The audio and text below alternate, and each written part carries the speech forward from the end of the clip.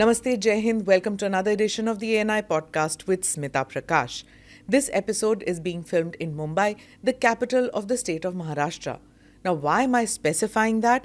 That's because my guest today was considered the second most important person in Mumbai.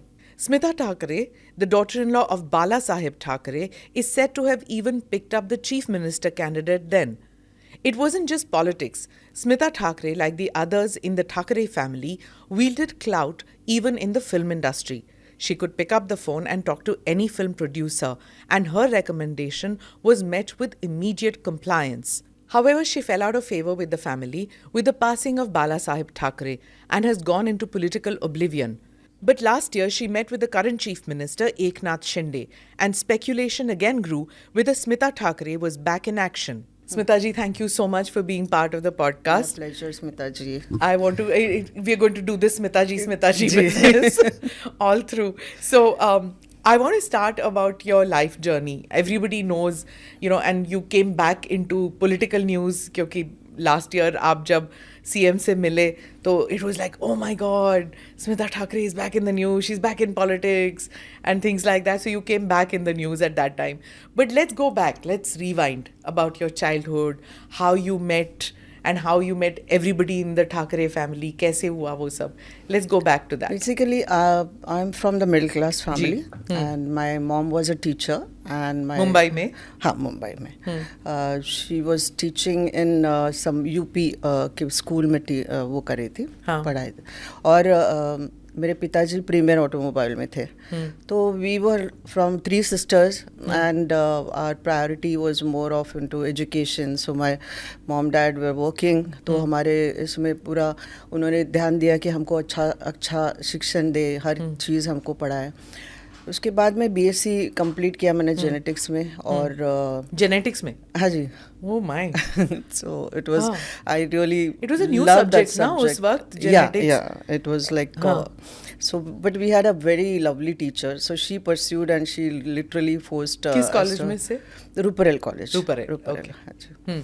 तो बहुत अच्छे शिक्षक थे and most of the teachers. Actually, I was not very good in my study first, but it was my father's desire that I should. In हमारे family में किसी को first class नहीं मिला था, ऑनर्स कोई था नहीं. तो तभी मुझे उस वक्त मेरे पिताजी ने कहा कि कुछ फर्स्ट क्लास लाके दिखाना.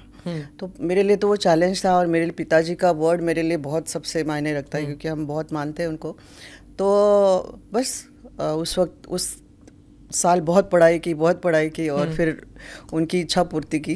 तो बस यही एक चैलेंजेस लेते गए. एक्चुअली ये मेरा स्वभाव है कि जो अगर किसी ने कुछ इंस्टिगेट किया है तो वही चैलेंज मैं लेती रहूँगी और आज तक वही करती आई. और वो मेरे ख्याल से जर्नी में एक पॉजिटिव पॉइंट होता है. Hard working, middle class, solid background. जी बिल्कुल. तो फिर then you got into the workforce. First job?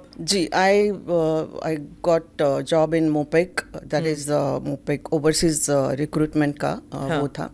फिर मैं सेंटोर में थी. फिर सेंटोर में मैं सभी डिपार्टमेंट में कुछ न कुछ एज अ ट्रेनी सब सीखने.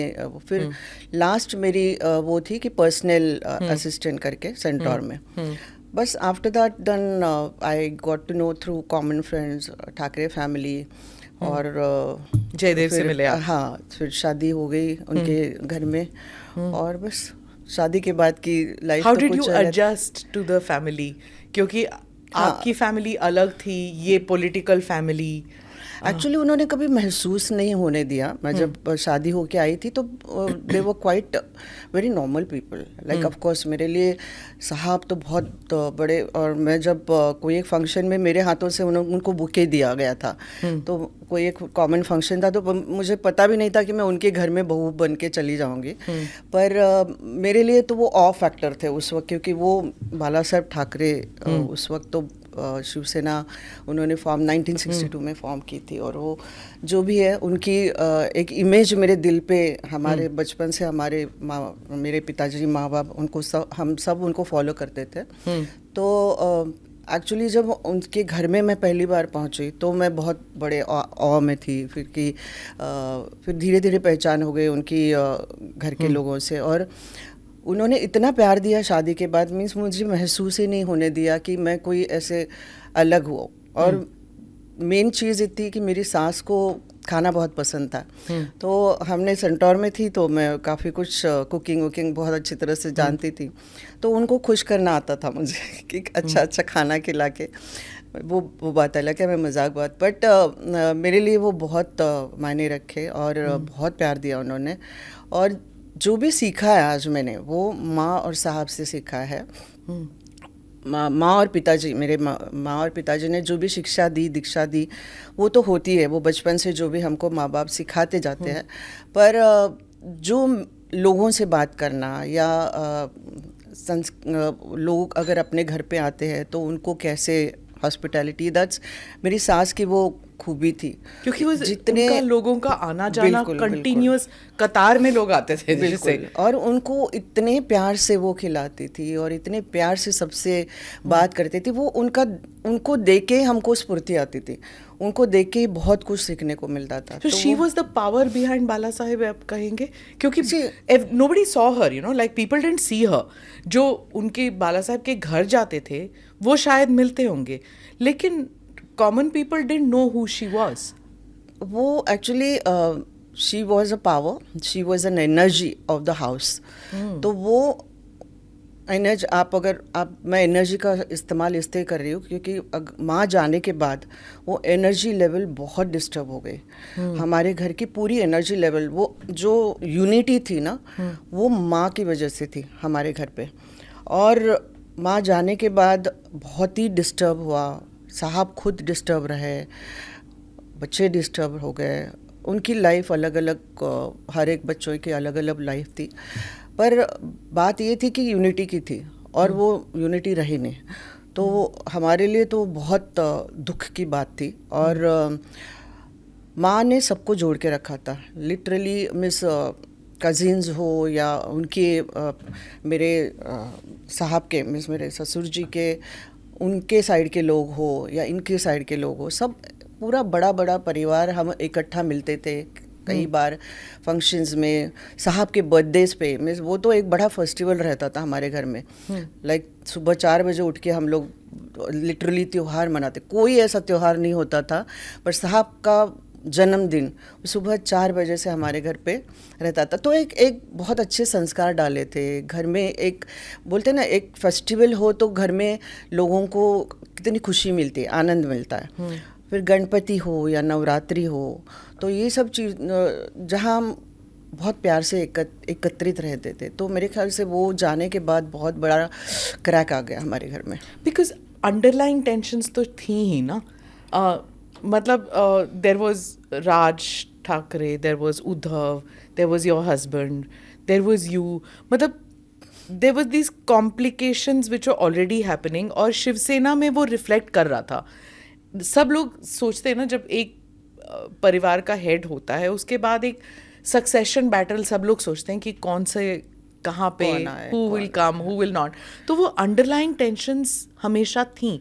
बट यू आर सेइंग कि माँ जो है वो सबको जोड़ के रखा हुआ था। एक्चुअली माँ, मीन्स मैं फैमिली की बात कर रही हूँ। अभी आप जो पूछ रहे हो वो पॉलिटिक्स की बात कर रहे हैं। बट साथ साथ चल रहा था। आई नो वो एक्चुअली होता क्या है कि वो ज़्यादातर इंटरफेयर नहीं करती थी साहब के पॉलिटिक्स में। अच्छा। और घर की जहाँ तक बात है, वो घर की बात घर तक रहती थी। और जहाँ निर्णय लेने का वक्त आता है या जहाँ किसी को पद देने का या कुर्सी देने का, वो केवल और केवल सिर्फ साहब का निर्णय होता था। तो वहाँ कोई ज़्यादा इन्फ्लुएंस नहीं कर पाते थे। वो उनको जो सही लगता है वो सुनेंगे सबकी, पर करेंगे अपनी मन की। वो ऐसे लोग ऐसे भी कहते हैं कि आप जो है, you had a lot of power. एक वक्त था कि आपने चीफ मिनिस्टर कैंडिडेट भी आपने सिलेक्ट किया था। तो कहने की बात है, चलो हमको इतना अगर वो दे रहे तो हम ले रहे, उसमें कोई फर्क नहीं था। हाँ, नहीं, पर प्रॉब्लम ये होती है कि मैं बहुत ही लोगों को मिलती रहती थी, क्योंकि साहब को बाद में ऐसा था कि सब हर किसी को नहीं मिलना होता था। और मेरा जो फैमिली लाइफ था उसमें काफ़ी वक्त मुझे ऐसा था कि मैं सीखना चाहती थी लोगों को, साहब कैसे हैंडल करते हैं, वो मेरा स्वभाव था। तो वो साहब ने हमेशा इनकरेज किया है, हर महिलाओं को इनकरेज किया है। तो वो हमेशा मुझे ये बोलते थे कि तो आके बैठ, फिर देखना कैसे क्या होता है क्या नहीं। और धीरे धीरे क्या होते गया कि हर लोगों को साहब नहीं मिलते थे। तो फिर और जाके मिल के आ जा, देख उनको क्या चाहिए। ये ऐसे धीरे धीरे शुरू हो गया। फिर लोगों की कतार शुरू हो गई। लोग यही देखते हैं कि आप कितना उनको सुनते हैं, या क्या उनके प्रश्न लेके वो जो आते हैं, आप में उतनी ताकत है सुनने की, या वही एक आशा लेके आते हैं कि हाँ ये जो बोल रहे हैं वो साहब तक पहुंचेगा यार, हमको कहीं ना कहीं न्याय मिलेगा। तो हमने वही काम किया है जो हमको बोला गया, ना हमने कोई उसके ऊपर जाके कुछ किया है ना कुछ। अगर आप मेरे पास कुछ आए कि एक फलाना ढिंगाना उसको ऐसे ऐसे करना है, अगर हमने उस वक्त किसी को फ़ोन भी किया होगा कि ये इसका काम है, हमने अपने काम के लिए नहीं किया ना, किसी और के काम के लिए किया, तो अगर उसमें मुझे आप प्यार करने लगे या मुझे चाहने लगे क्योंकि अरे इन्होंने तो सुना, इन्होंने तो मेरी पहचान अगर बढ़ने लगी, तो उसमें मेरा दोष नहीं है। मैं तो यही कहूँगी कि हर किसी को करना चाहिए। अगर अपने को वो कुर्सी मिली है या मौका मिला है तो करना चाहिए। आज मैं वही उद्देश्य लेके समाज सेवा में 25 साल गुजारे मैंने ये तो नहीं किया है कि मुझे पद चाहिए, मुझे ये चाहिए वो चाहिए, ऐसे तो नहीं किया ना। मेरा उद्देश्य यही है कि मैं जितना लोगों को काम में आ सकूं, क्योंकि मुझे ऊपर वाले ने एक कहीं ना कहीं ताकत दी है, मेरे माँ बाप ने मुझे शिक्षा दी है, दीक्षा दी है, तो मुझे उसका उपयोग करना है। एक ही जीवन है मेरा, बस यही उद्देश्य लेके मैं चलती गई। और जर्नी में क्या क्या कौन कौन मिलते गए और मुझे लोगों ने क्या से क्या बना दिया वो मुझे नहीं पता था।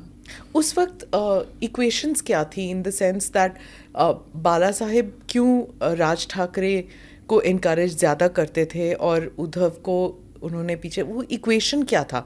उनके बेटे जो थे, Jaidev already had left after your marriage broke up, he had already left the house, पर फिर उद्धव पीछे ही थे, आगे नहीं आ पाए। और राज ठाकरे को कहा जाता था कि वो उत्तराधिकारी बनेंगे, लेकिन वो नहीं बने। क्या था उस वक्त? एक्चुअली उद्धव पहले थे ही नहीं पॉलिटिक्स में। जो सबसे पहले राज ही आए थे, और राज में वो काफ़ी कुछ बहुत आत्मसात किया था साहब की, वो जो भी काम करने का तरीका या निर्णय लेने का तरीका या जो भी है। तो राज की एंट्री पहले हुई है डेफिनेटली। उसके तब तक तो वो उद्धव फोटोग्राफी और उसमें बहुत अच्छा काम करते थे। पर एक दिन अचानक उनको भी शायद लगा कि मुझे भी पॉलिटिक्स में आना चाहिए। वो अभी कौन से उद्देश्य से उनका निर्णय हुआ वो नहीं मुझे पता, वो शायद अंदर की बातें हैं। पर अच्छा किया उन्होंने भी। देखो, समाज कार्य होता है, राजकारण क्या होता है, वो समाज कार्य का, समाज का एक हिस्सा है। जितने भी लोग आए, कुटुंब के आए या देश के आए, वो अच्छा ही है देश के लिए। अभी बात कहाँ पहुँची और कहाँ डिस्टर्ब हो गई वो खुद ही जाने, क्योंकि डिस्टर्ब तो हुई है डेफिनेटली। कुछ चीज़ें होती है जो पॉलिटिक्स में, क्योंकि वो दोनों पॉलिटिक्स में थे, मैं नहीं थी, मुझे सिर्फ इतना ही मालूम है कि कहीं ना कहीं बात डिस्टर्ब हुई है।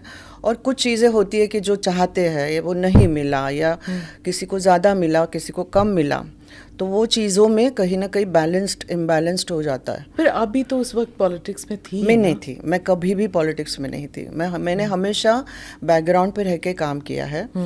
मुझे आज तक शिवसेना में एंट्री नहीं मिली है। मिस ना मैंने ली है, ना मैंने कोई बाकायदा बोला उनको कि मैं शिवसेना में हूँ।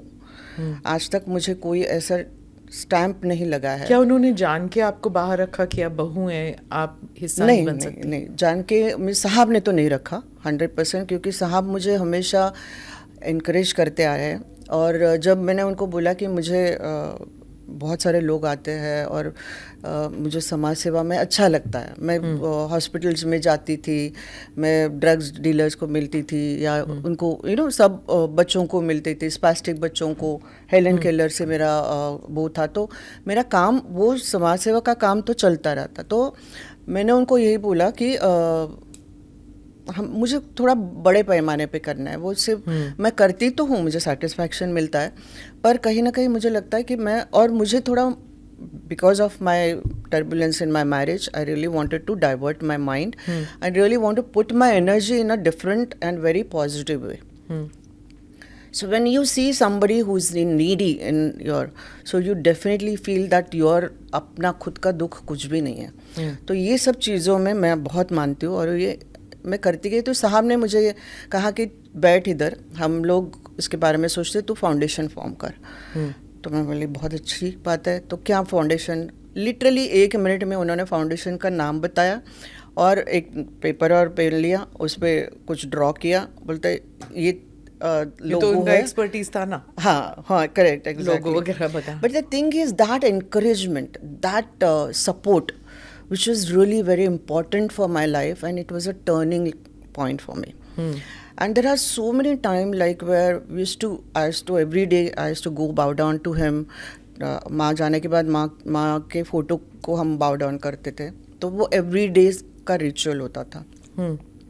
अगर मैं कहाँ बाहर चली गई तो वो डायरी में लिखा जाता था कि आज स्मिता नहीं आई, मीन्स उनके डायरी में हमेशा हर चीज़ में की नोंद रहती थी हमेशा। तो वो चीज़ में फिर रिकॉर्ड पे निकाल देते, अच्छा नहीं तू इस वक्त नहीं थी घर पे, इस वक्त कहीं बाहर गई थी तो नहीं, ऐसे means that particular he was. और जब हम उनके पास जाके मिलते थे या सुबह में थोड़ा बहुत नाश्ता के वक्त में हम लोग बैठते थे सामने, तो कभी हमने पॉलिटिक्स की बातें की नहीं। हम बोली तो कौन कौन? हम मीन्स मैं यू। अच्छा, आई थॉट कि सारे नहीं, एक थोड़ा साथ बहुत बैठे ऐसा थे। है कि अभी क्या हुआ है, बहुत सारे ये कथा के वक्त में बहुत सारे यूपी के लोगों से बातचीत हो रही है तो उनका हाँ बोलने का अंदाज वो हो गया, यूपी वाला हो गया। हाँ मीन्स अभी अच्छा, मैंने सोचा सब साथ बैठ के खाना हम मेरे बच्चे भी रहते थे कभी कभी। हाँ। मेरा बड़ा बेटा जो क्रिएटिवली बहुत वो है, तो हम इट्स अ दोनों वेरी बैठ के कॉम्प्लिकेटेड सेटअप ना, इसलिए मैं पूछ रही हूँ क्योंकि सबको माना जाता था कि हाँ they will head Shiv Sena, no this one will head Shiv Sena, that one will head. Now when your marriage broke up, strangely enough, which was a unique thing, is that your husband left the house और आप रहीं घर में। तो उस वक्त भी लोग बोल रहे थे कि why did he leave the house? Usually बहू निकलती है। तो ये यही इंडियन मेंटालिटी। हाँ, करेक्ट। वो जहाँ मुझे नहीं लगता कि सुशिक्षित औरतें भी ऐसा बोलती होगी, जिनका करप्ट माइंड है या जिनका माइंड कहीं गलत जगह पे चलता है, तो वो उनसे ऐसे बहुत न्यूज़पेपर आर्टिकल्स थे हाँ, उस बहुत पॉजिटिव नेगेटिव, वो देखिए हमें उतनी शक्ति होनी चाहिए कि क्या आपको फेस करना पड़ेगा, और वो अगर ऊपर ईश्वर है आपके साथ तो मुझे लगता है कि कहीं ना कहीं आप फेस भी कर देते हो, उसके और भी शक्ति आती है। रीज़न ये था कि वो साहब जिनको आप बाला साहब जी के नाम से जानते हो, उनके कुछ सिद्धांत हो, और वो सिद्धांत को अगर आप जानते हो या मानते हो तो डेफिनेटली ये निर्णय जो भी उन्होंने लिया था वो उस पर कोई शक नहीं करेगा। क्योंकि वो लड़का है, अगर लड़का काबिल नहीं है जो भी है, और कुछ कारण की वश अगर उन्होंने ये निर्णय लिया है, मेरे झोली में 2 बच्चे थे और मैंने तो कुछ गलत काम किया नहीं था, मैं अपने बच्चों को संभाल रही थी, अपने घर को संभाल रही थी, अपने सास ससुर की सेवा कर रही थी, तो मैंने कुछ गलत तो किया नहीं। तो प्रश्न उठता ही नहीं है कि मुझे घर से बाहर क्यों निकाले, और एक औरत है इसलिए आप उनको घर से बाहर निकाले, ये कहाँ का न्याय है? तो वो जो निर्णय उन्होंने लिया वो उनकी तरफ से सही निर्णय था। हालांकि मैंने उनको बोला भी, मैं अपने बच्चों को लेके निकल जाऊँ तो बोलती नहीं, तुम्हारा छोड़ो, बच्चों का हक है, तुम तो बाद में आती हो, पर बच्चों का हक मैं नहीं जाने दूंगा। तो आज भी मातोश्री में भी उन्होंने अगर घर रखा है वो बच्चों के हक की वजह से रखा है। हाँ, उनकी जब विल निकला तो हाँ, आपका नाम था, बच्चों का नाम था, और उनके बेटे का नाम नहीं था। आपको कभी ऐसे लगा that Balasaheb was unfair on one son? और not at all, no, not at all. In fact, he has helped him also in the later stage a lot. In fact, but the thing is, कोई इंसान अगर किसी को दोष देना चाहता है, वो कितना कुछ भी अच्छा करे, तो अगर उसका नज़रिया वो दोष का है या उसकी मेंटालिटी दोष देने की है तो वो उसी नज़रिए से देखेगा। तो मुझे नहीं लगता कि कोई वो खुद ही जाने कि हाँ ये मेरी गलती थी तो ठीक है, नहीं तो कोई आके ऊपर से कोई उसको कहे, मुझे नहीं लगता. But I've noticed this with many people. Smita ji, I don't know whether you have felt, because आप भी बहुत लोगों से मिलते हैं in the course of your life, that जो बहुत successful, powerful इंसान होते हैं, उनकी फैमिलीज पर बहुत प्रेशर होता है, उनके स्पेशली बेटों पर. वो they can never major up ना, वो कभी वो नहीं बन सकते. Nobody can. And then there is always that thing कि कहाँ तुम्हारा पिता और कहाँ तुम. वो प्रेशर बहुत होता है. वो तो होता है क्योंकि बोलते हैं ना, जो बड़े पेड़ के नीचे छोटा पेड़ सही तरह से नहीं उगता. तो वो बड़ा पेड़ जाने के बाद पर उसमें सीखता ज़रूर है वो. उसके बाद में उसका जब वक्त आता है, जब उसको मौका मिलता है, तब वो जो ज्ञान उसने पाया है, वो बरगद के पेड़ के नीचे की बात है. हाँ, अगर वो ज्ञान पाया है, उसका सही इस्तेमाल करो तो तुम भी बड़े बन जाओगे. तो वो अपने पे है ना कि अगर वो आप उसका इस्तेमाल कैसे करते हो. तो वो मैंने देखा बेटियां और बहुओं पे वो प्रेशर नहीं होता. और वो बेटियां और बहुएं जो हैं वो कुछ कर पाती हैं, वो बहुत सीख लेती हैं, उतना ही सीखती हैं जितना बेटे सीखते हैं, लेकिन उन पर वो एक्सपेक्टेशन नहीं होता, इसलिए वो फल फूल जाती हैं.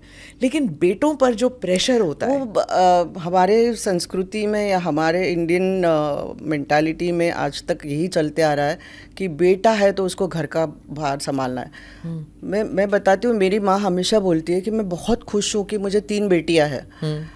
वो मिस इतनी खुश होती है, हमेशा लोगों को बोलती है कि मुझे तो वो बेटा ही बोलती है, क्योंकि मेरे साथ ही मेरे माँ बाप रहे हैं और अभी पिताजी रहे नहीं पिछले 3 साल से, और माँ मेरे साथ रह रही है. पर कहने का मतलब आज का वो दौर नहीं रहा.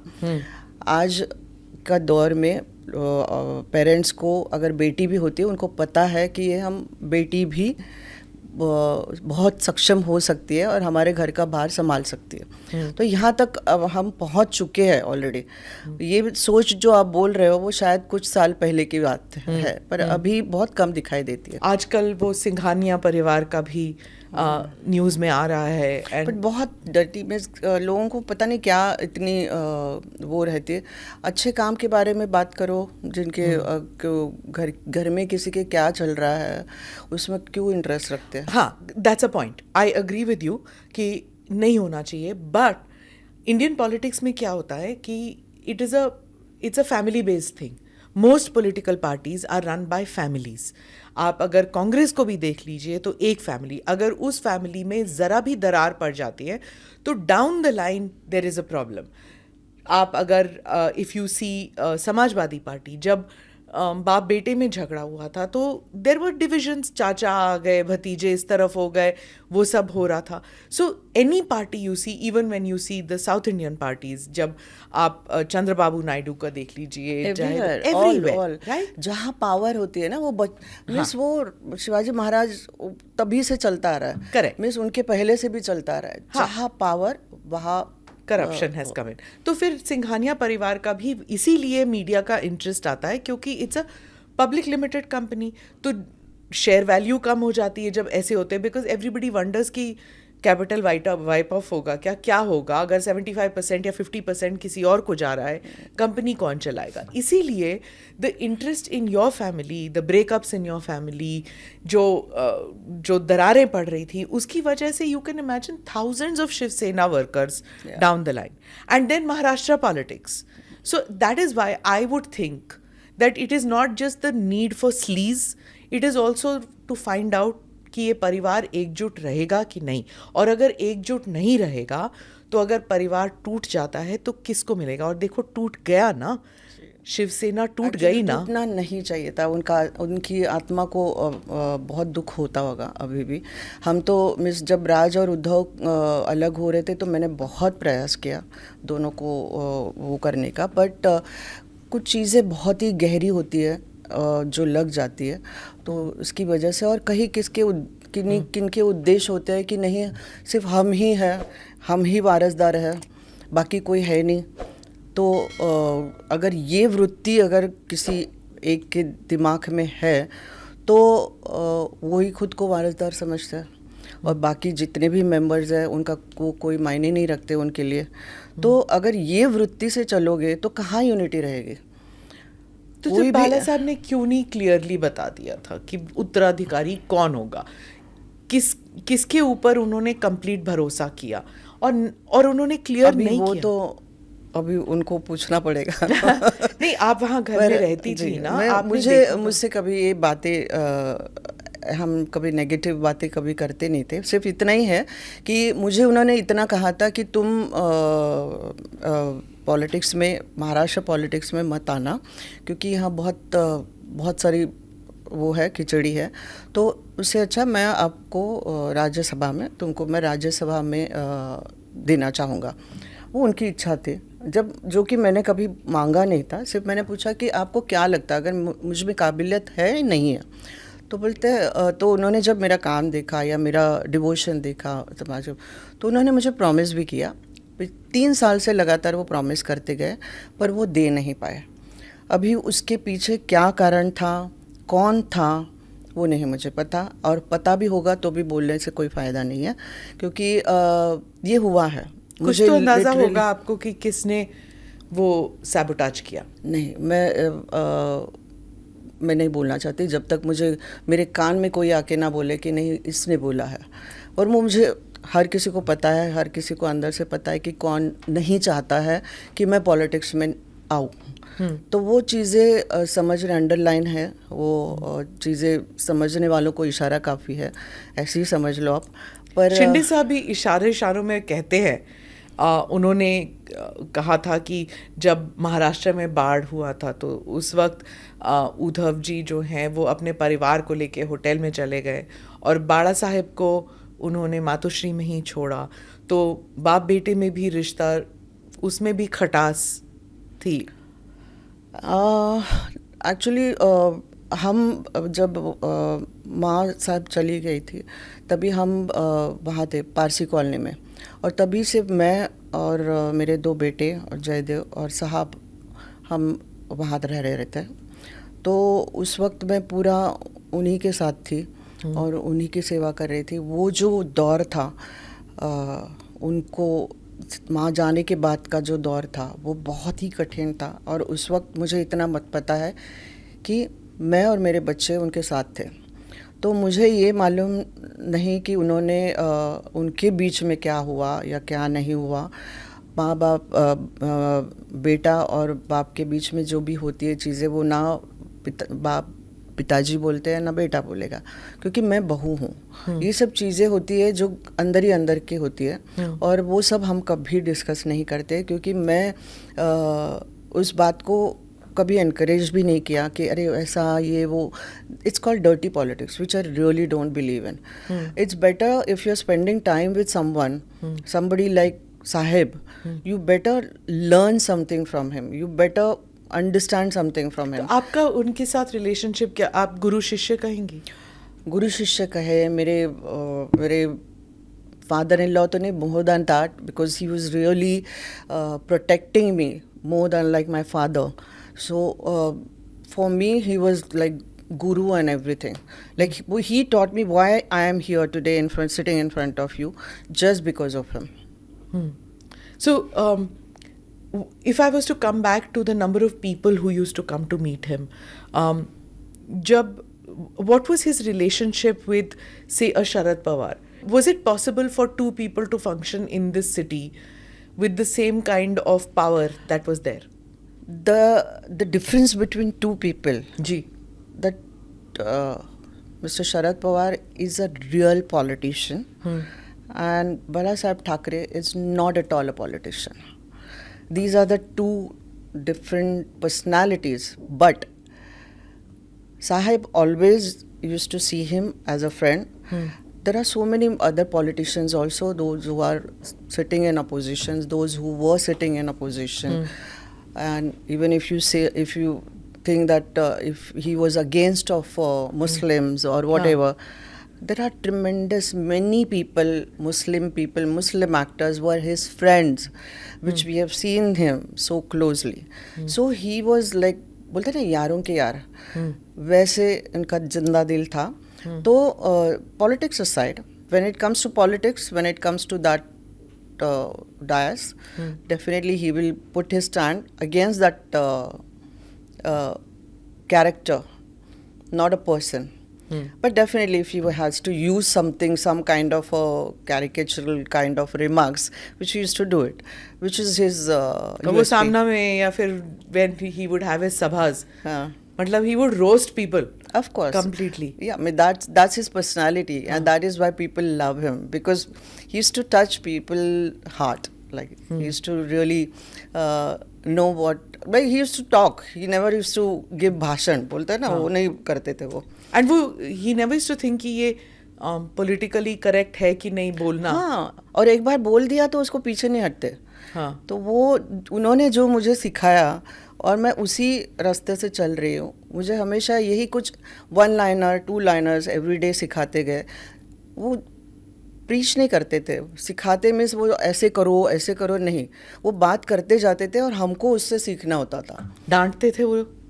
हाँ, कई बार डांटते थे, स्पेशली क्या बच्चों के बारे में. अगर क्योंकि हम होता क्या था, कभी भी कुछ नए खिलौने आ गए स्कूल मार्केट में, तो हमारे घर में पहले वो खिलौना आता था.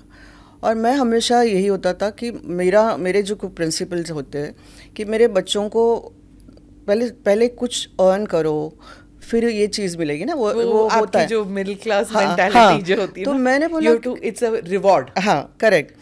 तो मैंने बोला आप वो कुछ सोचने से पहले ही आप उनके सामने रख देते हो तो उसकी वैल्यू नहीं रहेगी. तो बोलते तुम चुप बैठो. तो तभी मैं बहुत डांट खाती थी. मैं बार बार यही बोलती थी और वो बार बार यही बोलते थे कि तुम चुप बैठो, तुम कुछ नहीं बोलो. मैं बचपन में बोतल के साथ खेलता था और हमको खिलौने नहीं मिले तो मेरे नातों को मैं नहीं देख सकता. मैं मुझे जब तक होगा मैं दूंगा, तब तक कुछ नहीं बोलोगे तुम. चुप, क्या कर सकते हैं. Was he like that with everybody in the family? Everyone. सब जमा हो जाते थे सब. हाँ. सबके बच्चे. हाँ. और वो छोड़ो, मैं बड़े भी अगर सपोज आप गई हो उनको मिलने, सपोज उन कुछ गिफ्ट लेके चली गई हो, परफ्यूम की बॉटल ये वो, और सपोज मैं बाद में चली गई उनको मिलने के लिए, वो सामने पड़ी है, वो अगर मुझे नहीं पता क्या है, अरे वाह अच्छा बहुत खूप छान है हो, होते घेऊन जा, टेक इट. हाँ. मीन्स कभी लालच नहीं रखा उन्होंने, ना कभी वो कि भाई ये भी चाहिए वो भी चाहिए, ना पैसे की लालच रखा सिर्फ. But his back broke when his wife died, है ना, उसके बाद he was not the same man. हाँ, कुछ अरसे तक और क्योंकि हेल्थ पे भी अफेक्ट कर दिया उनके. कहीं ना कहीं अंदर से इंसान टूट जाता है जब उनका ही literally love his wife. Means वो आखिर तक उनका फ़ोटो खिस्से में रहता था उनके. हमेशा सुबह में नहाने के बाद, कपड़ा वो डालने के बाद उनको पूजा करना, ये करना. तो ये हमने बहुत इतने नज़दीक से देखा प्यार क्या होता है. और वो हमने मैंने तो बहुत नज़दीक से देखा है. माँ को बहुत प्यार किया उन्होंने और वो उनको बहुत मिस करते थे, बहुत. अच्छा, how did you develop interest in film making? और आपने फिल्म भी बनाई, तो वो एक तरफ समाज सेवा, दूसरी तरफ घर संभालना with so many people coming in, आपके बच्चे, उनको पालना पोसना. फिल्म मेकिंग कैसे आए? Where is the time for it and how did you get interested? Actually मैं बहुत क्रिएटिव हूँ और मुझे बचपन से बहुत म्यूज़िक और इसका शौक़ था. और हुआ क्या, मैं प्रेग्नेंट थी और मेरा बड़ा बेटा है वो भी काफ़ी क्रिएटिव है. तो ऐश्वर्या बड़ा राहुल बड़ा है. और उसमें क्या हुआ, मेरे देवर ने जो बिंदा ने ऑलरेडी पिक्चर बनाई थी अग्नि साक्षी, और तभी वो थोड़ा जस्ट बड़ा हो रहा था राहुल, और उसने पोस्टर देखा ऐसे तो बोलते mom why don't you make a film, we make a film. So I said बेटा आई विल डेफिनेटली ट्राई. पता नहीं क्या हुआ, ईश्वर ने वो मेरी बात सुन ली और फिर कहीं ना कहीं ऐसा माहौल हो गया कि चीची गोविंदा से हमारी मुलाकात हुई थी घर पे. तो मैंने बोला कि मुझे पिक्चर बनानी है. तो बोलते हाँ भाभी चलो करो, बनाते हैं. और संजू उस वक्त जेल से जस्ट निकल गया था. तो डेविड ने मेरे को एक कहानी सुनाई, डेविड धवन ने, हाँ, हाँ. तो मैंने कहा कि थोड़ी बहुत उसका स्केलेटन सुनाया, तो मैं बोली हाँ बहुत बढ़िया, I am very fond of comedy ये। और चीची ने मुझे, मिस गोविंदा ने मुझे बहुत सपोर्ट किया, नहीं भाभी करो, क्योंकि उस वक्त मैं थोड़ी सी टूट सी गई थी और प्रेग्नेंट भी थी, तो वो कहीं ना कहीं मुझे टर्निंग पॉइंट चाहिए था ज़िंदगी में, कि कहीं ना कहीं मुझे अपनी एनर्जी सोच दूसरी जगह लगानी है, कि जहाँ मुझे खुशी मिले, या मेरे अंदर जो पल रहा है बच्चा उसको खुशी मिले, या जो भी है, वो माहौल चेंज करना था। और मैं क्या, your marriage was already on the rocks from day one. That's a very sad story, but fine. Miss, I have come out of it, and maybe because what I am today, that strong lady, because of that the experience. trauma of that. Yeah. But the thing is, जब मैं pregnant थी तभी मैं hospitals में वगैरह जाती थी, तो मैं बहुत डिप्रेस्ड होती थी लोगों का दुख देख के, HIVs को देख के, ये वो। तो साहब ने एक दिन मुझे बहुत डांटा, आज से तू बंद करना, ये नहीं जाओगी हॉस्पिटल्स वगैरह में, जाना बंद करो, क्योंकि it's affecting your health and it's not you, it's affecting your child. तो सुनना पड़ा मुझे। फिर मैं कहीं ना कहीं कुछ ढूंढ रही थी कि मुझे कहीं अपने वो, तो मूवी आ गई। सो मुझे लगता है कि अगर आप उसको मानते हो ऊपर वाले को, तो वो अपना रास्ता कहीं ना कहीं दिखाई देता है आपको। और फिल्म होती गई, फिर मैं टीवी में एंटर किया, फिर बहुत सारी मराठी हिंदी टीवी सीरियल्स बनाई, वो हिट हो गई, और हौसला बढ़ा और खुशियाँ मिली क्रिएटिव फील्ड में। तो समाज सेवा तो साइमल्टेनियसली चल ही रहा था। जो भी मुक्ति फाउंडेशन फॉर्म किया 97 में मैंने फॉर्म किया, आज 25 साल हो गए उसको, वो मुझे पता ही नहीं चला कि 25 साल कैसे हो गए। डिफरेंट इश्यूज लेते लेते हमने काफ़ी एक्सपीरियंस मिला, पर काफ़ी पर उन दिनों हमने इतनी सारी, हम लोग वीडियोस देखते थे ज़्यादा, तो मतलब फिल्म तो देखा हमने, it was a very funny film, it was picturised very well, the songs were very good of that film. But we used to see you all the time in film parties, film functions, मुहूर्त, ये वो सब में। और उस वक्त there was a lot of, you know, write-ups in magazines and all that. Smita Thakre is one of the most powerful people in the film industry. वो अगर फ़ोन करके किसी प्रोड्यूसर को कह दे कि इनको आप रोल दे दो, तो मजाल है कि प्रोड्यूसर रोल ना दे। हाँ, मैं डंडा लेके जाती थी उनके पीछे। हाँ। नहीं, बात वो होती है कि आप कितना रिस्पेक्ट देते हो लोगों को, तो लोग आपको रिस्पेक्ट देते हैं। मैंने कभी अपने नाम का इस्तेमाल नहीं किया, पर ये ज़रूर किया है कि जो सपोज यश जी मुझे बहुत प्यार करते थे, उस वक्त मैं स्मिता ठाकरे बाला साहब ठाकरे जी की बहू थी, और मैं अगर पब्लिक में जाके यश जी के पैर छूती हूँ, उनका ओहदा है, और मैं उनको, ये हमारे संस्कार है। ये सब में भी छोटी छोटी चीज़ें हैं जो उन्होंने मी एज एन इंडिविजुअल मुझे वो प्यार करते गए या रिस्पेक्ट देते गए, जो भी है। शाहरुख भी, अभी कुछ एक्टर्स ऐसे होते हैं कि पावर जब होती है तभी वो आते हैं, मीन्स उन्होंने प्रोग्राम्स किया तो आते हैं, तो वो उनकी मेंटालिटी है, वो करते हैं। वो उस वक्त का मुझे शायद उसका भी फ़ायदा मिला कि मैंने जेन्युइन काम किया, जो भी एड्स अवेयरनेस का काम किया। कुछ अगर 90% एक्टर्स को ये तो ज़रूर लगा होगा कि ये जेन्युइन काम करे, इसलिए भी आए होंगे। 10% एक्टर्स आए होंगे कि हाँ स्मिता ठाकरे साहब की बहू है, तो क्यों आए क्यों नहीं आए मुझे नहीं पता, पर आए ज़रूर और सपोर्ट ज़रूर किया। तो फिल्म इंडस्ट्री हो या क्रिकेट इंडस्ट्री हो या जो भी है, पर हमने काम किया। मीन्स ऐसे नहीं कि हम ऐसे ही बैठे। जो भी फाउंडेशन में जो भी हमको पैसा मिला वो हमने समाज में वापस दे दिया। तो वो अगर देखता है, कोई ग्राफ देखता है कि ये इंसान सिर्फ नाम है, कुर्सी है, इसलिए उसने फाउंडेशन फॉर्म किया है, ऐसा नहीं है ना। एक सस्टेनेबिलिटी दिखा दी है हमने। 25 साल से कोई फाउंडेशन चलाना बिना कोई मदद के, गवर्नमेंट से एक भी पैसा नहीं लिया है मैंने आज तक। जो भी किया है अपने एफर्ट से किया है या लोगों की मदद से किया है, पर किया है, तो वो कहीं ना कहीं लोगों का विश्वास बढ़ते जाता है। और फिल्म इंडस्ट्री के लोग कोई अलग नहीं है, वो भी तो देखते हैं कि क्या कौन जेन्युइन है कौन नहीं है। तो मेरे ख्याल से यही कारण हुआ होगा। You were not part of the Shiv Sena, आपका कोई पद नहीं था, लेकिन आप देख रही थी कि क्या हो रहा है शिवसेना के साथ, टूट गई शिवसेना, उसके बाद कांग्रेस के साथ चली गई, तब उस वक्त आपको शौक लगा कि मतलब कहाँ बाड़ा साहेब जिनका कांग्रेस के बारे में एक व्यू था, और उसके बाद उद्धव ने जाके अगाड़ी में, he was part of the अगाड़ी, और सरकार बनी, उस वक्त आपको क्या लगा था? बहुत बुरा लगा, बहुत ही बुरा लगा, क्योंकि मैंने साहब को और साहब के साथ इतना वक्त गुजारा है, तो उनके लिए सनातन जो हमारा धर्म है बहुत मायने रखता है। और मैं नहीं कहूँगी, कोई एक पक्ष का नाम नहीं लेना चाहती हूँ, पर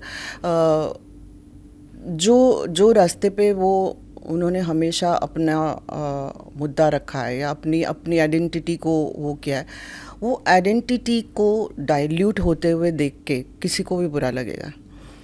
तो मुझे यही मानना है कि अगर आप कहते हो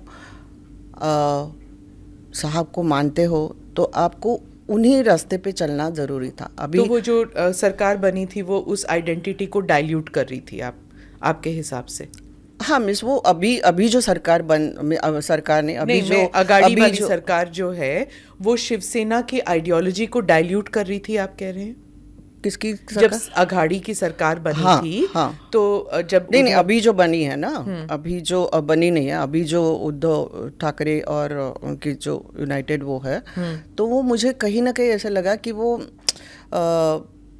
उनकी आइडियोलॉजी को डाइल्यूट हो रहा है। मिस वो जो जब वो एनसीपी और कांग्रेस के साथ चले गए थे, हाँ, तो उस वक्त आपको लगा कि वो बाड़ा साहब की जो लेगेसी है उसको वो डाइल्यूट कर रहे थे? हाँ। और आपको लगा कि वो धोखा दे रहे हैं कि how bad did you think it was?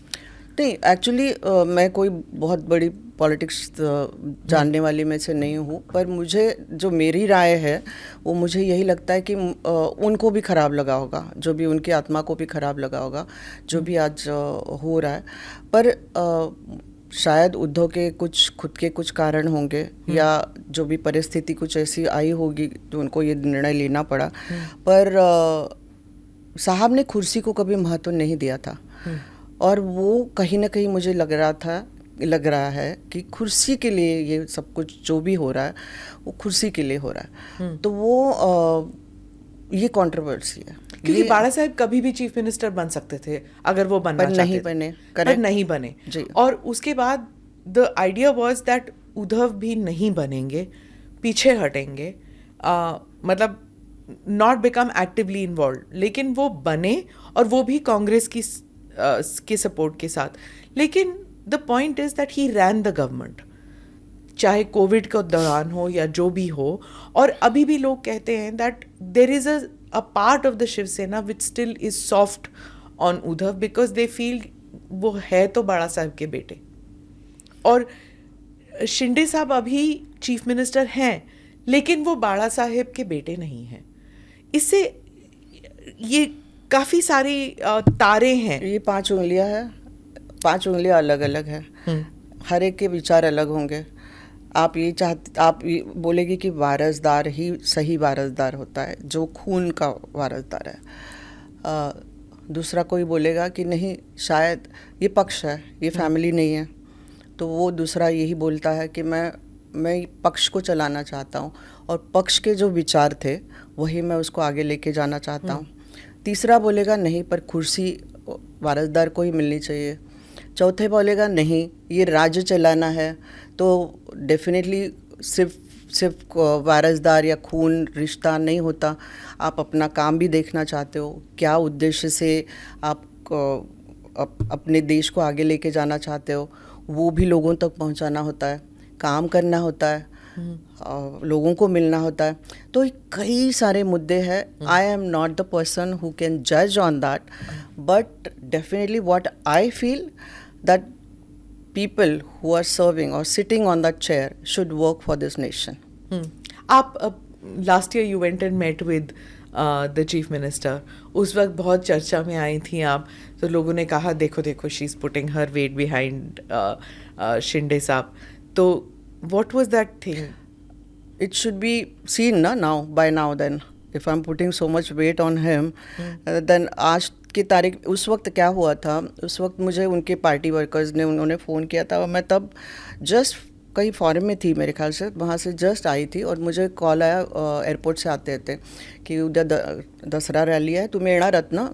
मी म्हटलं मला नाही माहिती, मला काय अजूनपर्यंत कोणी बोलवलं नाही. नाही शिंदे साहेबांनी सांगितलं बोलवायचं. तर मी म्हटलं मला तुम्ही जर आदराने बोलवत असाल, if you calling me with respect, definitely I come and I would love to hear, because it was the first time that what everyone would like to hear what his thoughts are, what he really wants to do, no, whatever he's become. So मैं वहाँ चली गई. मुझे नहीं पता था कि वो मुझे स्टेज पे बुलाएंगे या जो भी होगा, पर मैं गई थी ज़रूर क्योंकि मुझे बहुत रिस्पेक्टफुली बुलाया गया था. उसके पहले मुझे कभी भी साहब थे तब तक हम लोग एवरी दसरा रैली में नीचे बैठते थे, माँ और हम लोग, और वो हमारे लिए बहुत अहम दिन था.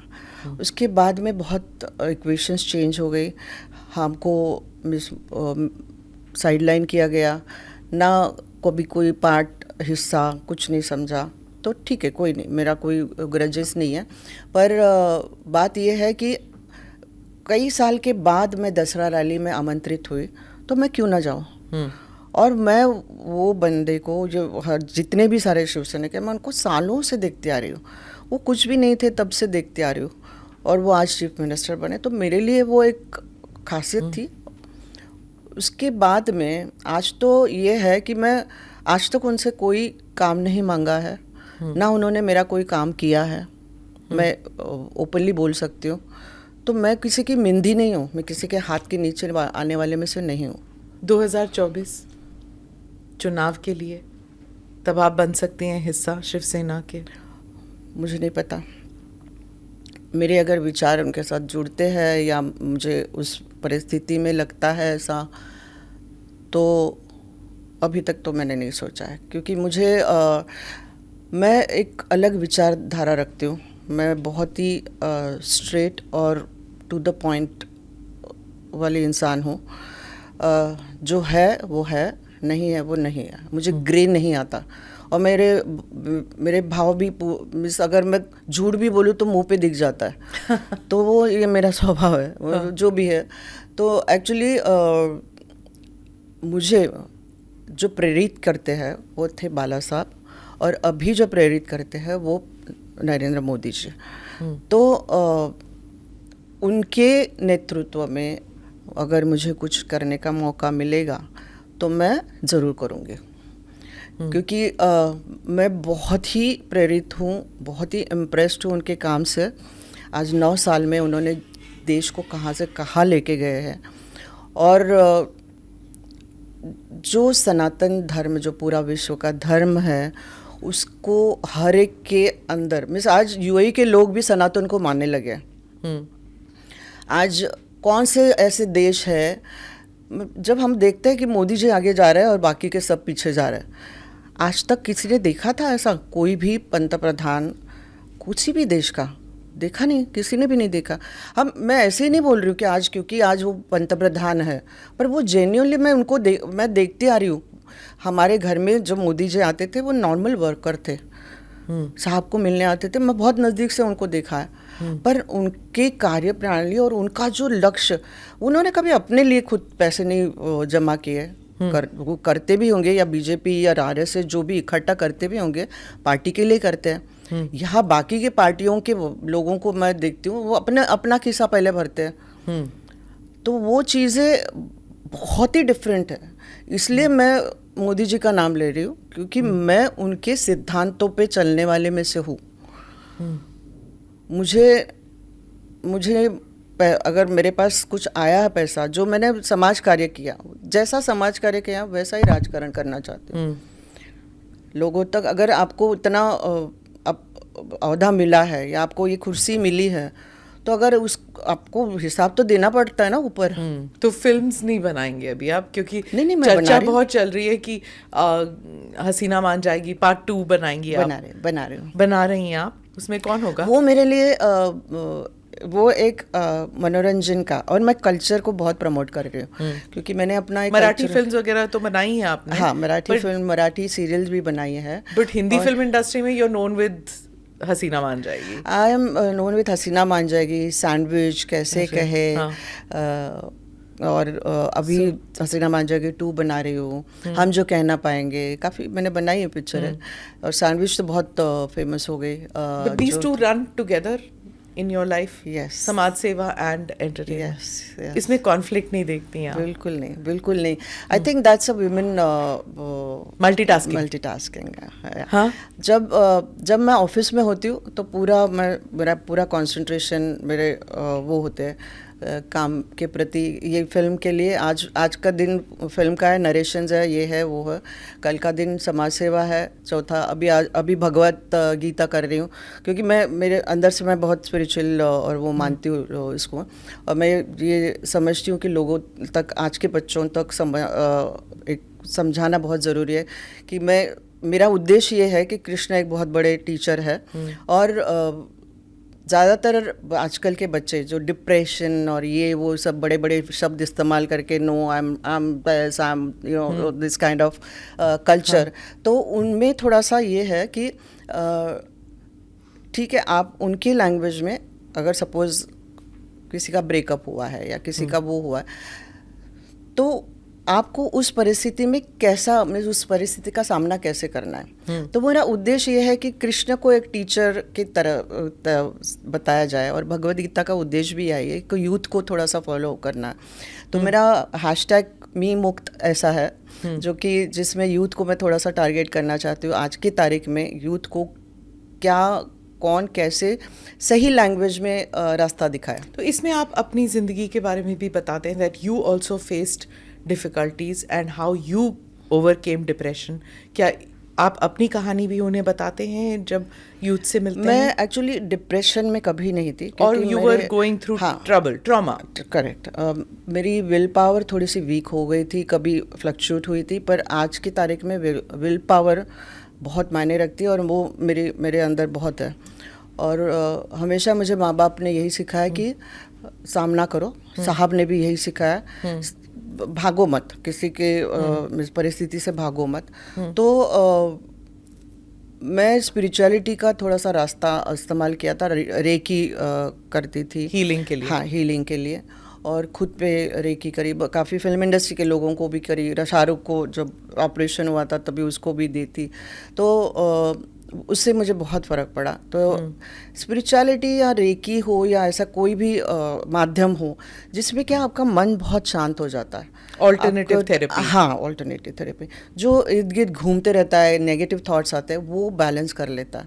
आपके बारे में एक और रिपोर्ट मैंने पढ़ा था that you have a lot of respect for Sonia Gandhi and Rahul Gandhi. तो जब वो आर्टिकल निकला तो तब ये भी बात चल रही थी इसमें सोनिया गांधी नॉट राहुल गांधी। मैं उस वक्त ये क्वेश्चन पूछा गया था कि आप कौन सी औरतों को आइडल मानते हो, या कौन सी औरत आपको इंस्पायर करती है।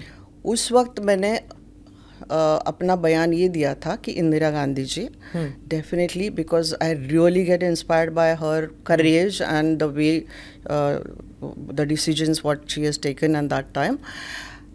सोनिया गांधी जी का उस वक्त इसलिए नाम लिया था कि being a foreigner in that situation, the way she handled it at that time, it's a commendable thing. मैंने वो just because she is Congress lady, ये वो मेरा कोई मकसद नहीं था। मुझे सिर्फ लेडी के बारे में पूछा गया, और वो उतना ही उन्होंने पकड़ के उसको कांग्रेस का कलर दे दिया और फिर मेरा नाम चिपका दिया। ठीक है, आपके साथ ऐसे कई बार हो चुका है? हाँ, तो वो एक्चुअली शुरुआत में थोड़ा सा लगता है कि ये क्या कंट्रोवर्सी या कितनी गंदी सोच लोगों। पर आप रेफ्यूट नहीं करते हैं जैसे सोशल मीडिया में ट्वीट्स होता है? क्यों? ये मुझे साहब ने बोला है, जितना आप उसकी चर्चा करोगे नेगेटिव चीज़ों की, उतनी वो चर्चा बढ़ती जाएगी। उसको या तो महत्व ना दो, उसको इग्नोर करो, आप अपना कार्य करते जाओ, बस आगे जाओ। मुझे उन्होंने एक चीज़ बहुत सिंपल तरीके से बताई। उन्होंने बोला, उन्होंने ऐसे ड्रॉ किया एक लाइन, मुझे बोले इस लाइन को बिना छुए बड़ा करके दिखाओ। हमने क्या किया, मैंने क्या किया, सॉरी That's all right. हाँ. मैंने फिर थोड़ी बड़ी लाइन नीचे डाली तो बोलते यही है, बस यही ध्यान में रखो. Nothing should affect. People will definitely come on you because you are a single woman. That's a very easy target to tarnish your character. That's the best thing in India which one has to do, they get succeeded if you get affected. But person like us who has developed good willpower will never get affected. And my strength is my children. They have always supported me. My strength is my mother and father. My strength is my father-in-law. My strength is my God. So it has not affected me.